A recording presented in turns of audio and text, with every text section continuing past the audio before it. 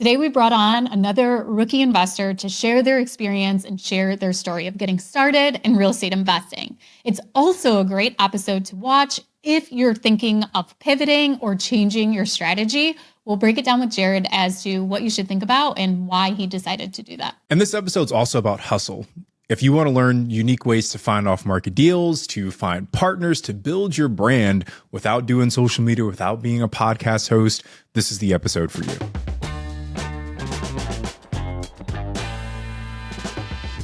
Today, we're bringing on Jared Hoddle. So welcome to the Real Estate Rookie Podcast. I'm Ashley Kerr. And I'm Tony J. Robinson. And Jared, super happy to have you on the show. Thank you for joining us on the Rookie Podcast. Yeah, thanks for having me. Jared, let's start off with life before real estate. What were you doing and how did you come upon real estate investing? I've always wanted to be a football coach. So I was a college football coach, kind of working my way up through some of the smaller schools. So I was in Madison, South Dakota at Dakota State University, and then went up to University of Minnesota, Crookston, always on the offensive side, working with quarterbacks, receivers, and it was a ton of fun.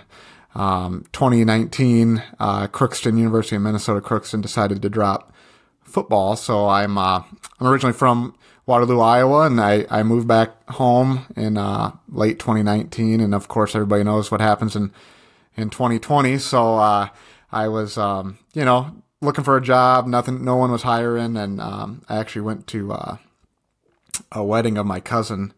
And my other cousin was like, "Oh man, you got to listen to this podcast. It's about real estate investing." And so he introduced me to BiggerPockets at that time, and started just listening. I loved the Jocko Willink was like my guys when he was on the BiggerPockets podcast. I listened to that episode. I'm like, okay, this is something good here. So kind of the whole time, was just looking for purpose, looking for a why, seeing what, skills I had as a football coach and what could be transferable maybe in a different career.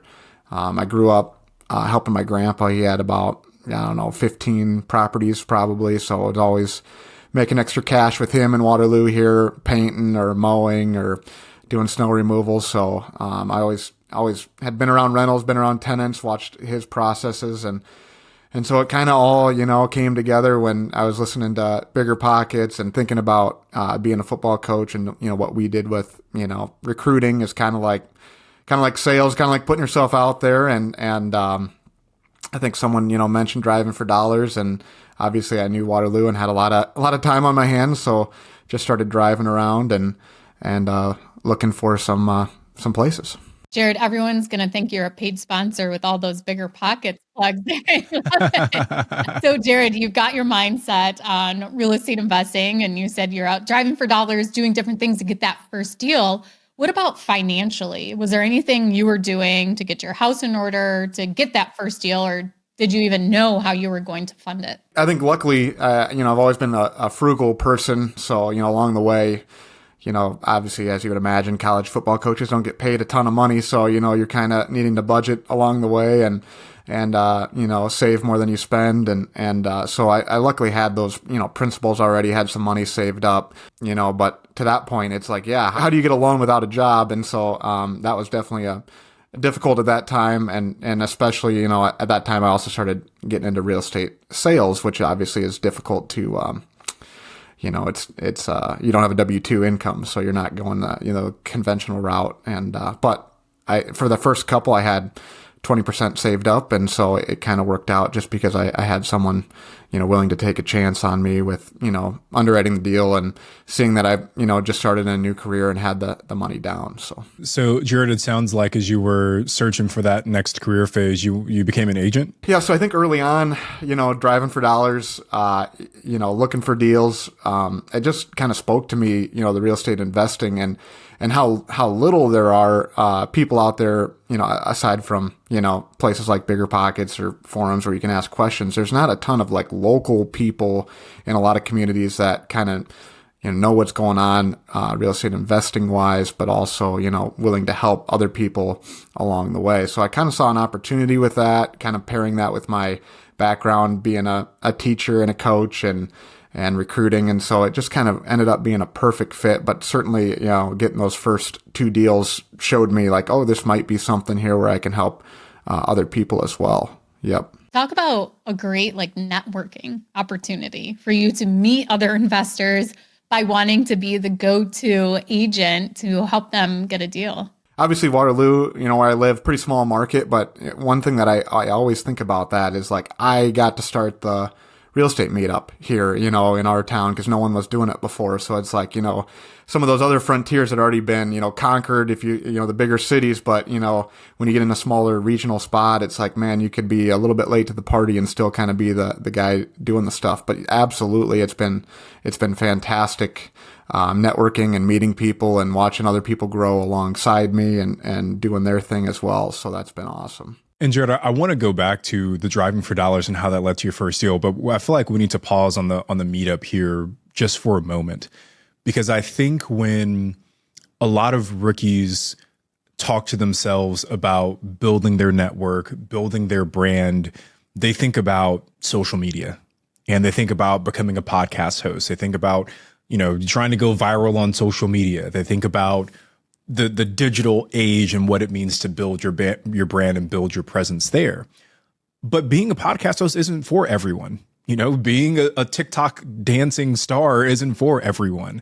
But the local meetups, I think, are one of those untapped ways that a rookie with 0 experience can still go out there and build a name for themselves, build their network. So you said that you were fortunate enough to build or start the first meetup in your area.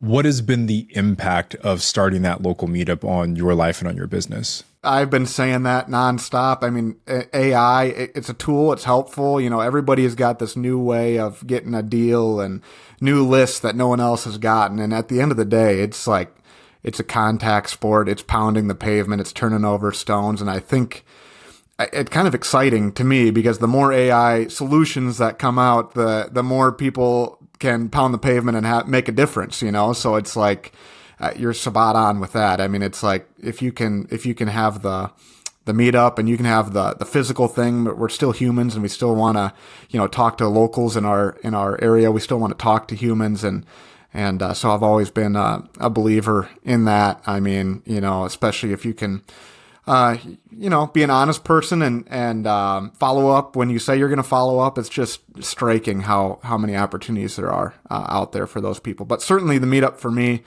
I think every once in a while it was being run before I started it. It would be, I don't know, there wasn't really a cadence to it. So, when there's no cadence, it's kind of the kiss of death to me because then no one knows when, the next one's going to be. So I just said, me and a buddy who's a banker in town, I told him we're just going to do it. And if it ends up just being me and you, then it's just going to be me and you, but we're going to throw it out to people and we're going to do some programming. And I could go through my list in real estate sales, but I would imagine 30% of my sales have come from some connection there and certainly, helping people out there, inviting my clients there, but also people showing up that said, hey, so-and-so was talking. They said I needed to come meet you because, you know how to do real estate sales. So it's been awesome. Jared, I think the key of what you said was, hey, we're going to throw this thing. And even if it's just me and you, who cares?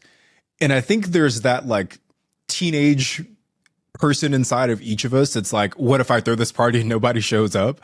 But like you said, it's what the worst is going to happen is that it's just you and your good friend having a beer and then you guys just talk about real estate. So I think more rookies who are listening should start local meetups because I think it's the easiest way to start building that network. So thank you for sharing that, Jared.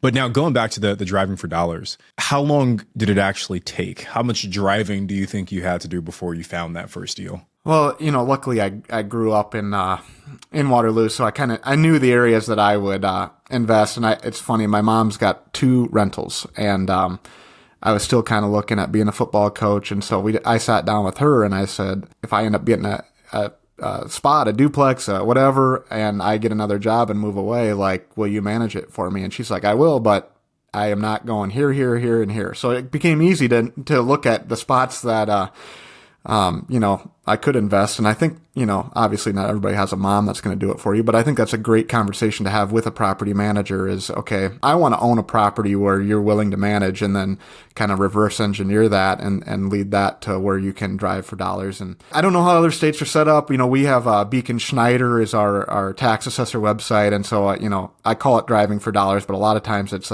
virtual driving for dollars, just going down the tax list and streets that way, and seeing who owns what. And certainly if there's a property in there that looks good, I'll drive by and make sure that it's, the one that would, be worth calling on. So Jared, give us just like a quick breakdown. What are you looking for as you're going through the county's website on this tax list? Initially I didn't really have a great plan. It's been refined over the years. At this point I love the 50s and newer single family homes now as kind of my bread and butter. I think the 1950s, brought a lot of things, modern foundations and at least 8 foot in the basement, modern wiring typically does not, asbestos, siding or insulation. So that's kind of just, where I start. And then, all different, ways to look. Is it vacant? Is it, is the lawn getting, long? Talking to a neighbor who might be out. I mean, just getting ready to close on one that was a Facebook marketplace. So, I mean, it's like just kind of looking at all these different little tiny avenues that, aren't going to be the greatest honey hole, but when you get the sum of the parts together, you're going to have some good, I guess yield from it.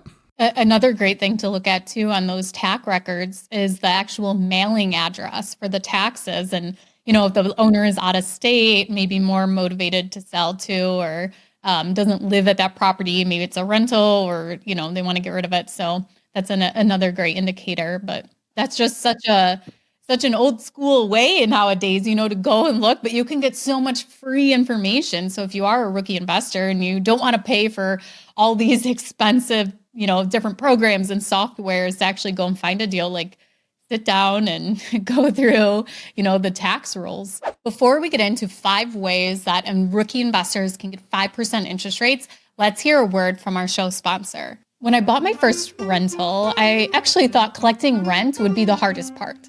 I was completely wrong.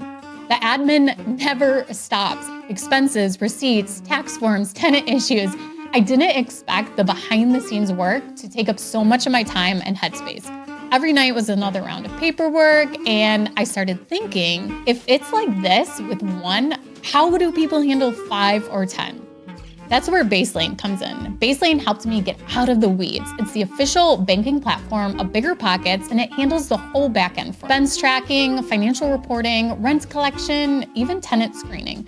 It's the first time I've felt in control, and now that I'm not drowning in admin, I finally see how my real estate business can scale. If you're starting out, do yourself a favor, sign up at baselane.com/BP today, and you'll get a $100 bonus. So, Jared, how did you find this deal, and what was the asking price on this property? And did you do any negotiation to get to a purchase price? It's funny. I got 2 duplexes about back to back, right in the same week. It's always funny when it rains, it pours. It seems both good and bad. But one of the deals that I wanted to take you guys through was a duplex fairly close to my, the house I grew up south of town in Waterloo.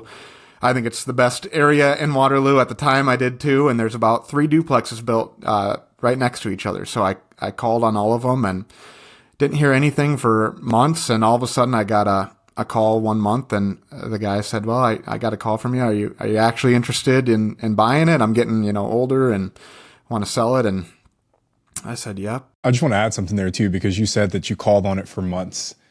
And I think that's the part that rookies are going to just kind of gloss over. But it's not like you called this person the very first time they picked up and said, hey, can I sell you my house at a really great deal, right? It took time of building that relationship. So I just wanted to make sure that we pointed that out. So please continue. 100%. And even at that point, he still was like, I got 2 people that are also interested, so I got to call them too. And it's like, okay, there's never a done deal, even when they call, but it gets you excited, of course. So ended up going through the property. It looked exactly like I thought it would. It's funny because I didn't do an inspection. I don't necessarily recommend that. I think This was built in the 50s, so I think I got bailed out a little bit because the few things that I've had to do have been fairly simple repairs, just with the the way the house is laid out. But I think one of the funniest things about it is he's like, my assessment just went up, my tax assessment just went up. He's like, I think it's probably what the house is worth. So if you paid me that, I would, I'd be happy. And I, so now it looks like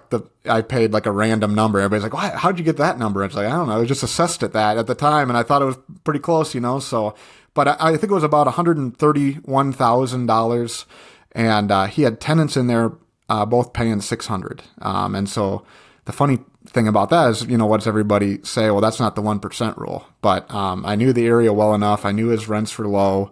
I knew I was going to I think I put 25% down on that. So I knew I was going to be okay, and I could work rents up, and I knew it was going to be a great deal down the road. So that's what I always tell investors too when I'm, helping them out, is like the 1% rule is a rule. It's not like an end all be all. So make sure, you make sure it makes sense, for the area and kind of what you're trying to accomplish. Because if the area is better than that and you think you can get rents up, I think it's just a blip on the radar if you're paying a little bit, less rent when you first get it. So with this deal, did the seller ask for any pre-approval or to see that you could actually close on the deal at all? And did you end up using agents, or you guys just did it yourself? Yeah, he did not, which is kind of wild to think back about that. But no, we did not use agents. I wasn't licensed at the time.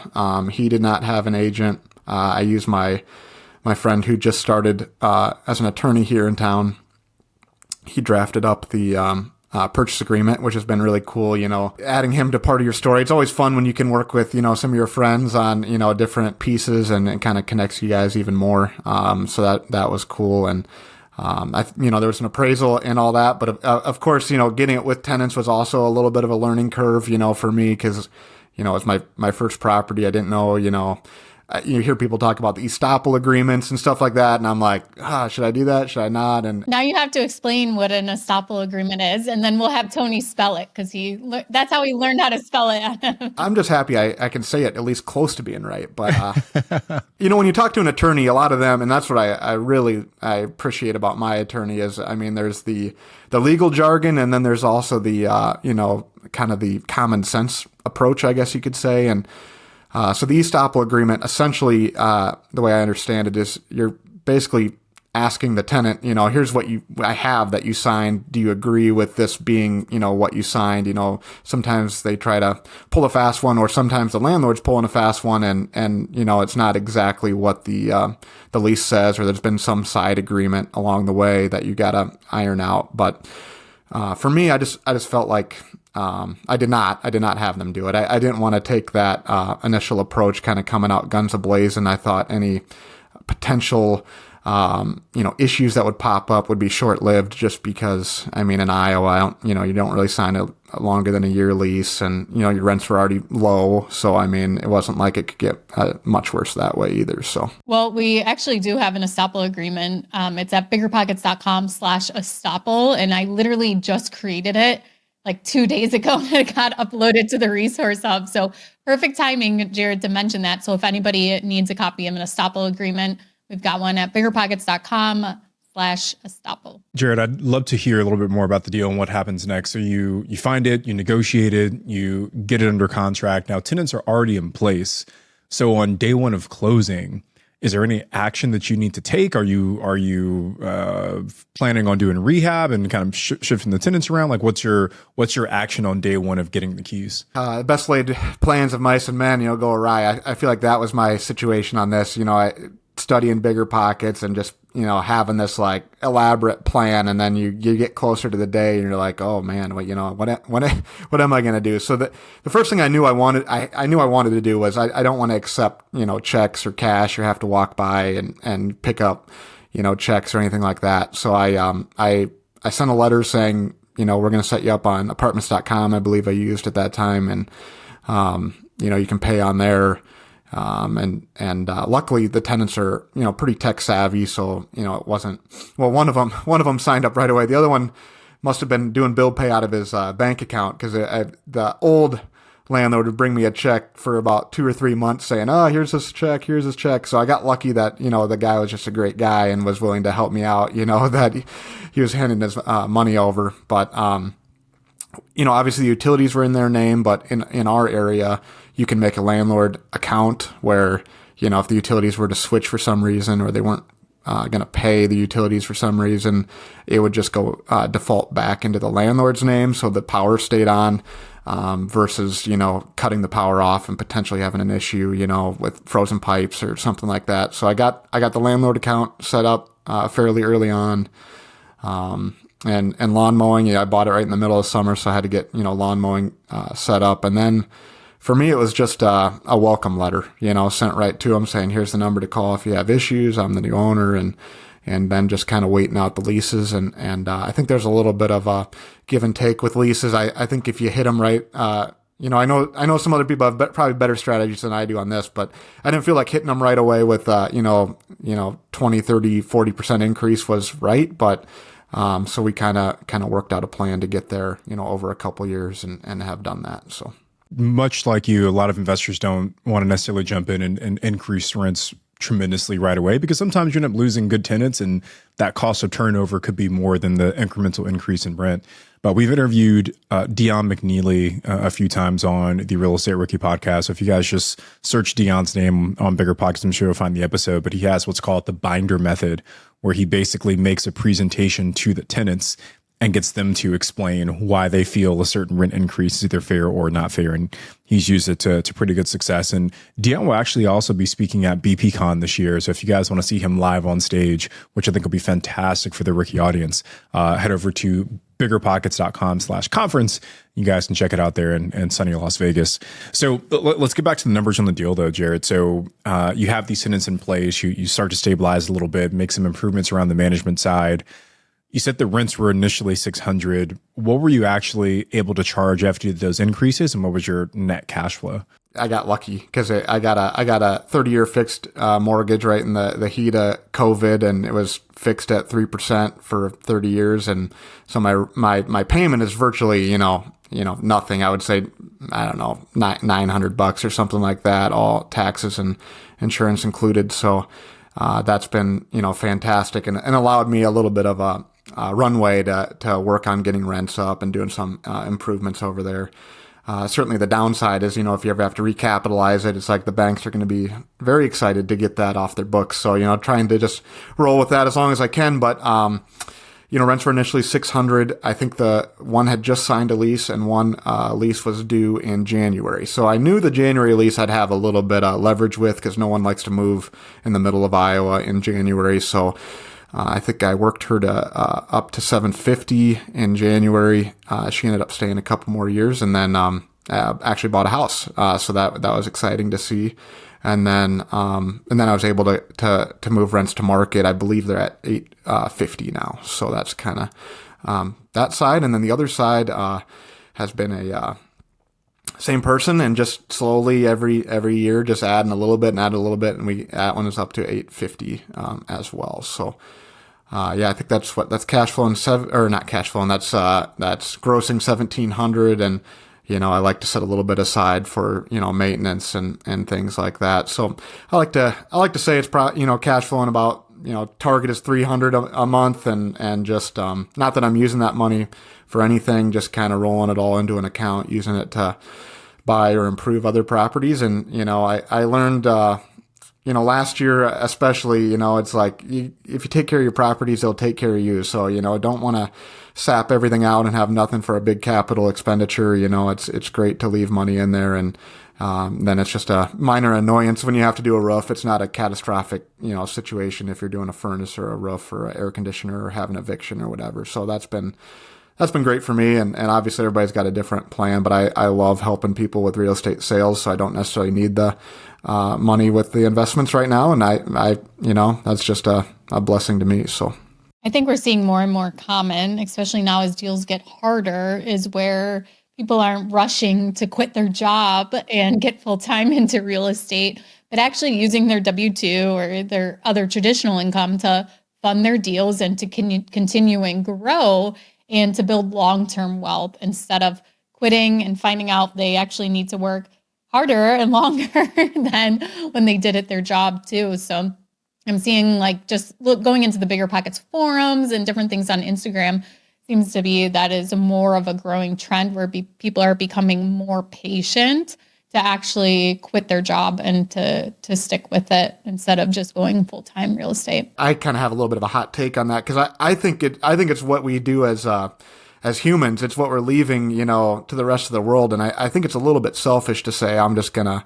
have 10 rentals and go coast off into the sunset. I think, and obviously a lot of investors, go and do great things after they leave their W-2. But sometimes it's the hard things that we have to do as real estate sales in your W-2, doing your own business or whatever. It's like those are so important to your community and to your life and to your purpose and to your legacy that I think it's I feel like don't be in a hurry to get rid of those because that's kind of what matters in life. So. Jared, since you got that first property under contract, what does your portfolio look like today? I bought 2 duplexes basically back to back, right around that time. The other one was fully vacant. So vacant in September and October. That was always a shocker trying to get that filled.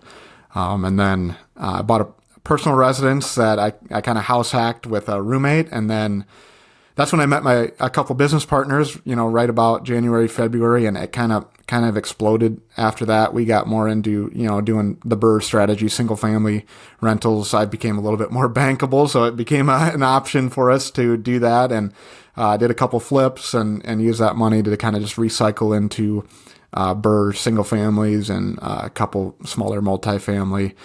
And recently, a couple smaller commercial buildings, which I'm pretty excited about. But right now, portfolio is sitting about 25 doors, I would say, and some storage units. So that's been kind of exciting growth for us. But obviously using the BRRRR method, as long as you have some reserves and you're doing stuff right, I think it obviously still works and still is a great way to grow. Yeah, Jared, first, congratulations on I think a lot of success in a relatively short period of time.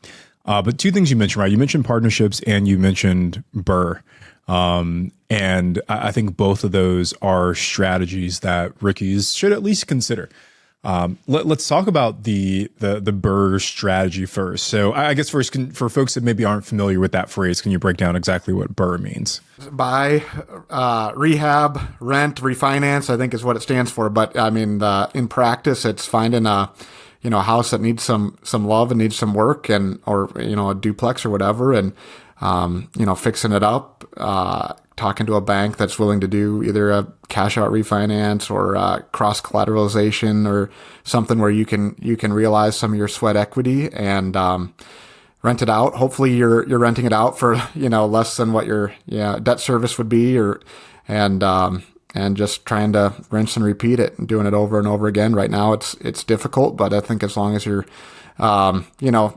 having a little bit of at the end of each month, you're going to be doing okay when rates someday will come down, hopefully. So, Jared, we have to hear your prediction. When do you think rates will come down? This is going to be live on YouTube. People are going to hold you to this estimate, this guess.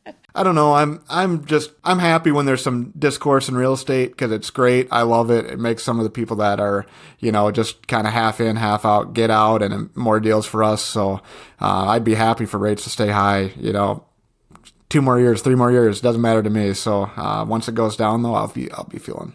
Because you're willing to put in the work and you've taken the time to get the knowledge and the skill set to actually find a deal where you set it perfectly as to the investors that aren't serious or don't take the time to learn or just trying to get rich quick.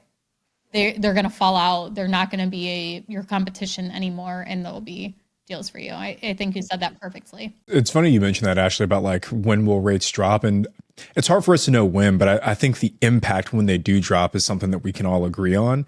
I was talking to my lender a couple weeks ago, and he said that when rates dip below 6%, all right, so we're, sevens-ish right now, right? So a point and some change lower. But he said once rates drop below 6%, there's an estimated 3 to 4 million people who will then be able to start buying homes again, right? And we're already in a very supply constrained environment. And imagine what happens when we add in another 3 or 4 million potential buyers into that pool. And I think he was even more so talking about like people just shopping for primary residences. So think about what happens when you expand that out to folks like us who are real estate investors, right? Like, what does that look like? So I couldn't agree more, Jared, that I think there's a very unique opportunity for real estate investors right now today to have more leverage when looking to purchase properties. You can ask for things like, let's negotiate on the price. You can ask for things like, can I get a seller credit? You know, so like I think we are in a very unique space. So I appreciate you sharing that. But I want to go back to the BRRRR though, right? Because I agree with you that I think there's some headwinds for that strategy today. But when you talk about building long-term wealth, when you talk about what does your portfolio look like 5-10 years from now, I still think it's one of the best tools to build with that portfolio. But the challenge right now, I think, is in a few of those letters within that acronym. The first one being the buy. Finding good deals has gotten, I think, harder today for a multitude of reasons. So what are you seeing as the best way to find good deals today? Brandon Turner always says it best, it's the large funnel, I think, is important, multiple different avenues of ways to get deals. I think, another thing he says is run to hard. I'll try to make this a short story, but one example that we're doing this summer is, the food bank in town approached us. They're expanding and they had 2 houses that would have to be torn down. And so they, wanted to see if anybody would move them. And so we're moving them, You're moving the houses? Moving the houses. So not a lot of people can do something like that or have the capacity or the willingness. And so, I'm like, well, let's try to take it down. So we're moving them across town to some city-owned lots. And obviously there's a lot of work and a lot of question marks that come with it. But, we're expecting to have a perfect BRRRR on both of them by the end of the process. So, Jared, one thing we haven't touched on yet that you mentioned was making the pivot to self-storage. So I definitely want to get into that asset class, but first, why did you decide to make a pivot from your original, multifamily strategy? That's a great question. And, you listen to a lot of people out there that are, once they get into one strategy, they're very good at it. And they're, I would say, disciplined enough to stay in it. I might not have that discipline. I get a little bit of shiny object syndrome and want to do other stuff. I've convinced myself that, my strategy is, Waterloo and Cedar Valley specific, that I know this area better than anybody. And so, that's kind of my competitive advantage. But certainly the self-storage kind of fits in with that, kind of knowing the area.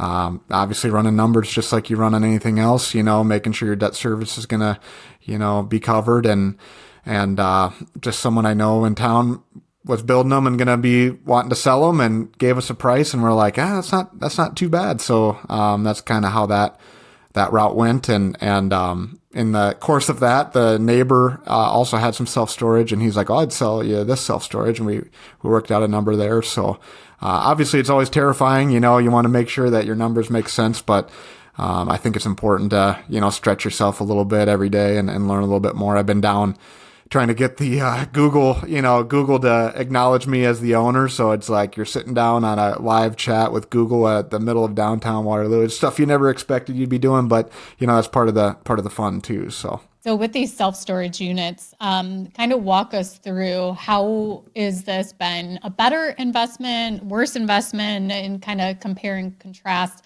why maybe a rookie investor would want to change their strategy to self-storage. Yeah, I mean, it's new for me, so I'm trying to hold out judgment. I would say at this point, I'm not, just the day-to-day of it is a little bit more difficult. I mean, you got 52 people that are, obviously it's not their home, but, it's still something that they have and something that they care about. So you're still fielding calls, still, talking to people who, I can't pay rent this month. It'll have to be, twice next month, and working out, the deals that you have to work out. That's difficult. Not a lot of, like people doing it, I guess, in town. So there's been a little bit of a learning curve on what like a lease agreement looks like and what the process is if they're not paying. And so we've been having a little bit of learning curve that way. I certainly think it goes well with someone like me who's kind of connected in the real estate world, connected with property managers. Seems like you have a great built-in clientele that way, just marketing to other managers in town, your own rentals, stuff like that. And of course, Amazon and stuff like that is, I just think it's, people want stuff. People are always going to have stuff. And so I just feel like, bullish overall on storage for sure. So. Jared, one last thing I want to pick your brain about here before we let you go is the partnership side as well. You said that was a kind of key moment in your investing journey that allowed you to scale a little bit more aggressively.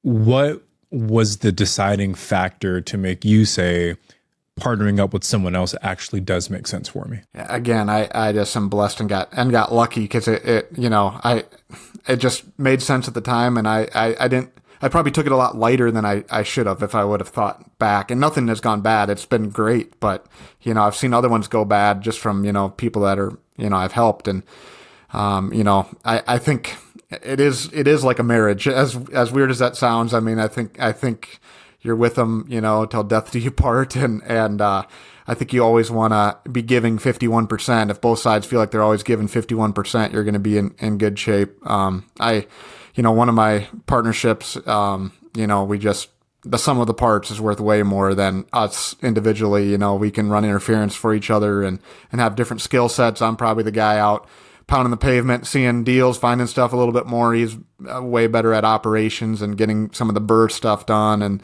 and working with the city and things like that. And then, my other one is kind of the same thing there. He's way better at doing, construction stuff and management, and I'm better at, finding deals and doing that way. I think we're, financially, conservative, we're not spending, you don't need all the cash flow from it. I think that's an important part of your partnership. If one side's thinking that they're going to need to use it for income and the other side's thinking it's a long-term investment, I think you're going to have some major issues at some point with that. But if both sides are making good money in their W-2s or whatever else they're doing, and it's just kind of part of their investment portfolio, I think you can make some serious money and investments with a great partner. So, and for the rookies that are listening, you may or may not know, but Ashley and I actually co-authored a book on real estate partnerships called Real Estate Partnerships. So if you guys head over to BiggerPockets.com/partnerships, you can pick up a copy of the book there. But Jared, for you, it sounds like naturally each of you had your own skill set that you leaned into. But I still think that the biggest question that Ash and I probably get when it comes to partnerships is, how do we structure the partnership? How do we divvy up the profits? How do we divvy up the cash that we put in? How do we divvy up the ownership in this partnership? So what did that conversation look like for the three of you? To that point, and not everybody's going to have this opportunity, but if you can start off with just a quick in and out, a flip is what comes to my mind, or just one rental where you don't have to have all that stuff hammered out with an attorney right away. It's, maybe you set up an entity just to have one, but if it's something that, you can see if you can work well together, and if you can't, it's, no harm, no foul. We'll separate this. Sometimes as the same with, an individual getting into real estate investing, it's always the, what insurance should I have? What LLC, should I set up an LLC? Should I not? What this should I do? And it's like, none of that really matters until you're really going, obviously you want to try to do it right. But, I think that's such a barrier to a lot of people. So I would argue, just start small and, kind of, if you have a friend that's an attorney, that can be a great resource to kind of get an idea how to set stuff up. And if you don't do it right the first time, but you just have a small, deal or one house or whatever, you can fix all that down the road. But, you don't want to spend a bunch of money and time and mental energy on something, and then it doesn't, you never end up buying something either. So we actually just did an episode with Bonnie Glam. It's episode number 561, where she actually goes through, if I think you said that exactly correct, Jared, that a lot of those things are barriers to getting started. So if you do need some clarification on what you do or don't need, this is a great episode with Bonnie to listen to, Real Estate Rookie episode 561. Well, Jared, thank you so much for taking the time to join us today to tell us about your story.